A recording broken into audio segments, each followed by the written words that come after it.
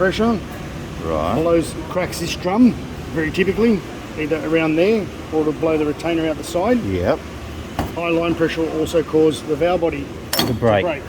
Wow. Okay. What is that knocking noise that's coming from my right bank? Able to go up again? Nope.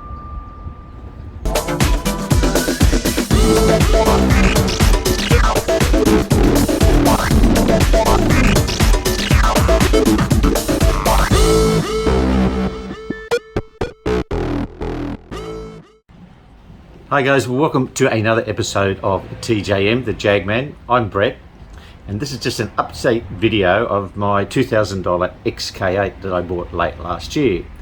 It's currently in a workshop down the road that's been there for now over a month. But before it went down there, we did get some progress done on this old girl. So I just want to share with you what we've done in the last couple of months and what we plan to do with it. So I've just been having a little bit of a look at this hood motor and why it's not going. And I see these bolts here, they're caps. So why is there caps on there? Obviously to keep the fluid in, but has this motor been changed or something? I'll take these off, just going to hook these up to it and just see what happens. Yeah, well, they were just plugs sealing off that unit. So what does that tell you? It tells me this might be a replacement unit. I don't know.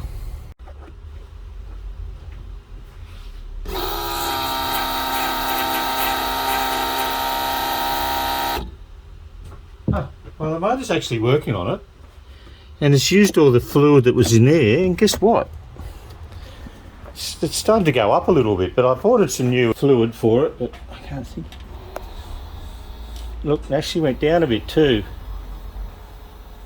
So it's actually working. I'll just have to wait till I get the fluid, the hydraulic fluid. Well, I just gave the soft top a bit of a pressure wash clean to get some of the dirt out of it, because it was pretty dirty. A bit of the crap that's come out of it, and it's still not fully out. Dirt, like, it's just screaming out everywhere. But we'll give it another wash later. But yeah, it was a country car, so I guess expected to have a lot of dust in it. That's looking so much cleaner, almost looks brand new. I'll have to treat it now with some protection stuff. But yeah, no, I'm happy with how that came up. Another little job I've just sorted, after I pulled all that door panel off and got this window to work up and down, it wasn't going correctly. Every time you would pull the door handle, it would drop, which it's supposed to do, but when you're meant to close the window, it's meant to go back up again, like it is now. But every time it wouldn't do that, and even from the inside, I would pull it and it would just go down further, and it wasn't raising. Then I looked online, and there's a window reset switch to make this work. So what you got to do is you hold turn the ignition on first, hold it down,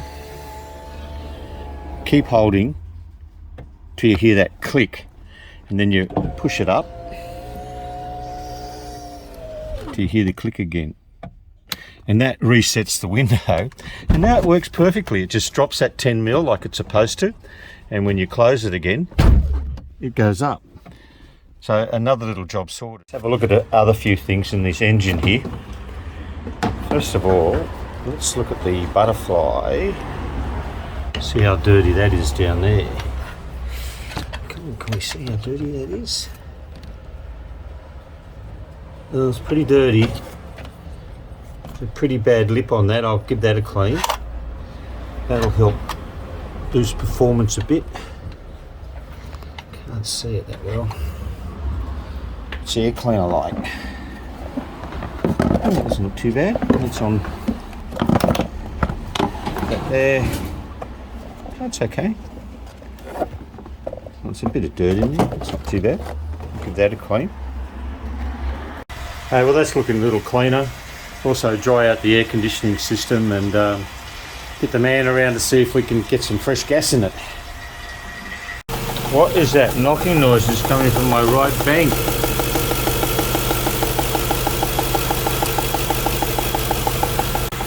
Wasn't there before. Well, I fixed my knocking noise. Thank God. I was really worried about that to start with. But then I figured it wasn't in it to start with, and it just all of a sudden came in. It was something that I did, and it was, yeah. When I took the air cleaner off, I must have damaged the wires on the variable valve timing solenoid, and it wasn't clicking in. So it had no oil in it, the variable valve timing wasn't working, so it was making it knot pretty badly because those wires were pretty crusty from heat. The one over on the left bank has also been repaired. So I've just temporarily just plugged it in and taped it up until I get a new plug for it, because the plug just fell apart in my hands.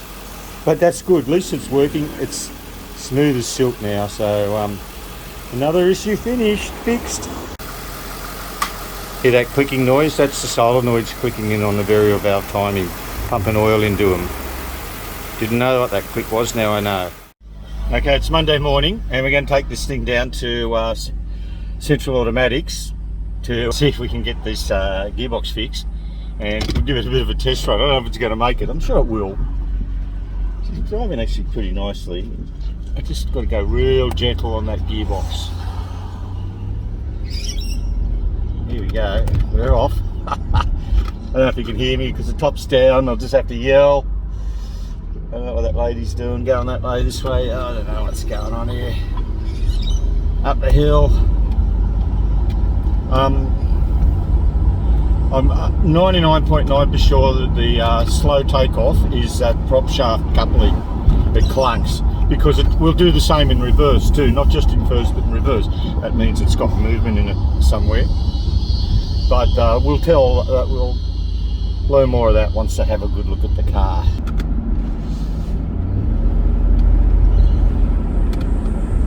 Just get these little things fixed on it. The most important thing is getting this roof working, air conditioning working.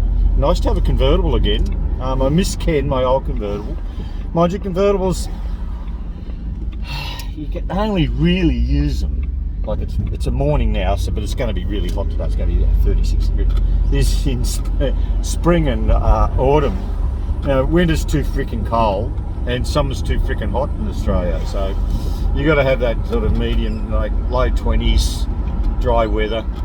And you get a lot of that over here, but yeah, in hot summer's days like today, it gets a little bit overwhelming. But you got to know if you can hear, but there's no noises or rattles in this thing. It's tight on the road, really, really tight, which I'm really pleased on that part of it.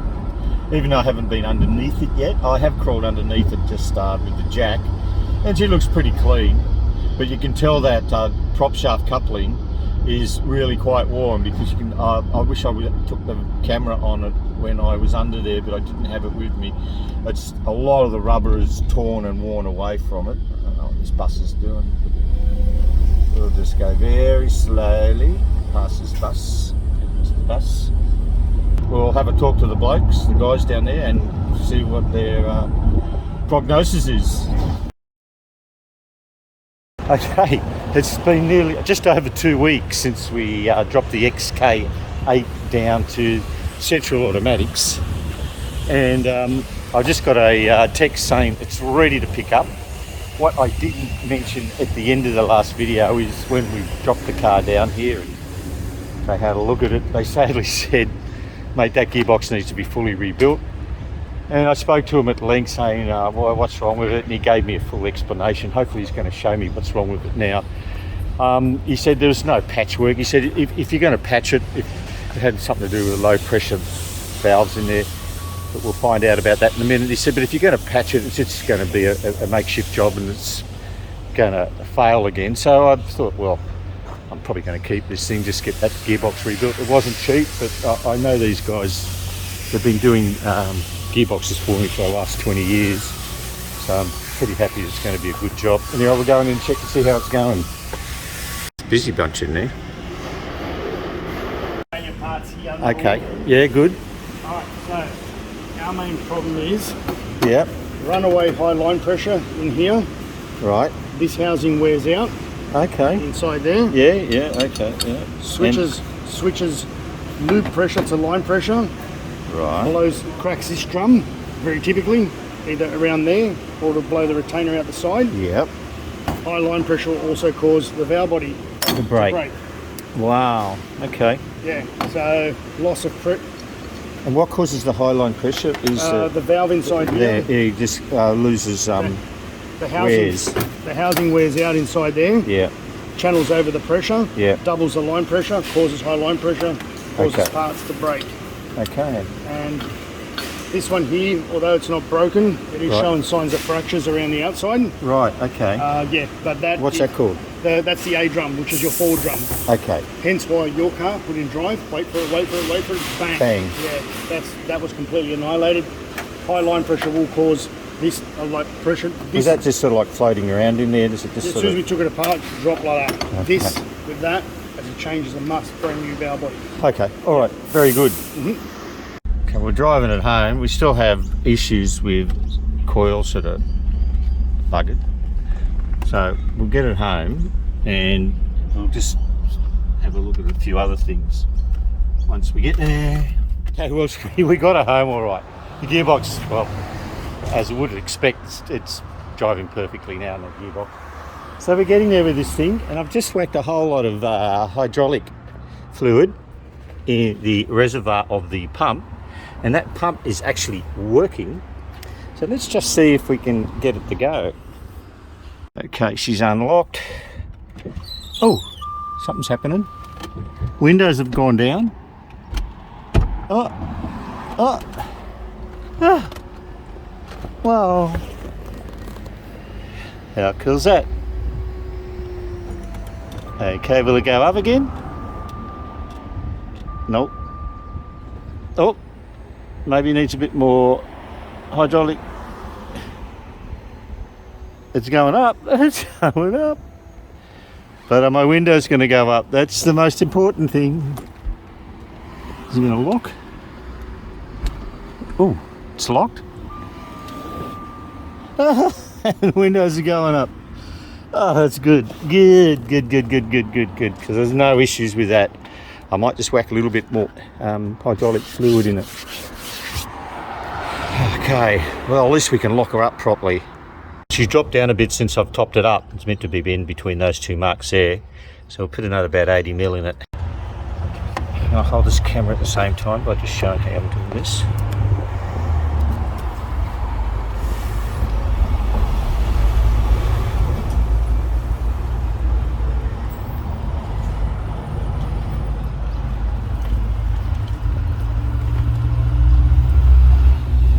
Probably can do with a few more extra mil.